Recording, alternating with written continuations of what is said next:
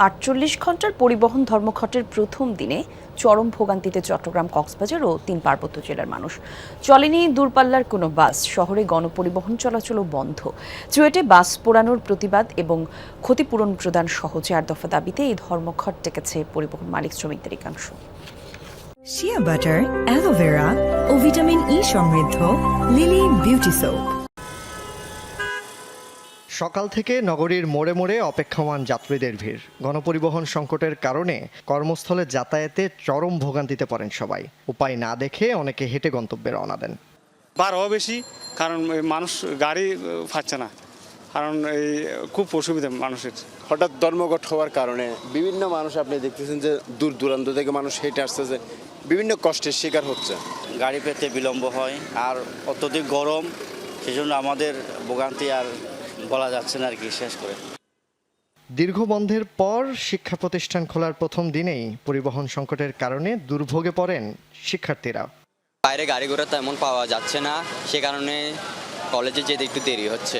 গাড়ির জন্য দাঁড়ায় আছি অনেকক্ষণ ধরেই, কিন্তু গাড়ি পাচ্ছি না। এই কলেজের অনেক সময় দেরি হয়ে যাচ্ছে, অনেক দেরি হয়ে গেছে রাস্তায়।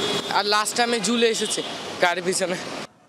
চট্টগ্রাম টার্মিনাল থেকে ছাড়েনি কক্সবাজার, রাঙ্গামাটির, বান্দরবান ও খাগড়াছড়ি রুটের কোনো বাস। ওখান থেকেও আসেনি। ধর্মঘটে বিপাকে পড়েন 5 জেলার যাত্রীরা।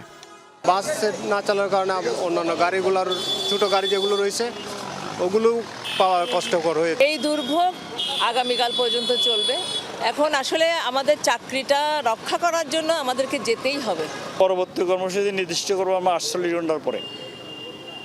আজকে মাত্র 6টার থেকে শুরু হয়েছে এবং 48 ঘন্টা পর্যন্ত আমরা দেখব। আমরা উচ্ছৃঙ্খল যাওয়ার দরকার নেই, শান্তিভাবে যেটা হবে। আমাদের মুসা সাহেব বলছে, নেতারা যেটা সিদ্ধান্ত দেবে সবাই ওটা মেনে নেবে। মালিক শ্রমিকদের এক গ্রুপ ধর্মঘট ডাকলেও আরেক গ্রুপ সড়কে গাড়ি নামিয়েছে। তা বন্ধ করতে ধর্মঘটের পক্ষে শ্রমিকরা লাঠি সোঁটা হাতে চাটগাঁওয়ের টার্মিনাল সংলগ্ন সড়কে অবস্থান নিলে তাদের সরিয়ে দেয় পুলিশ।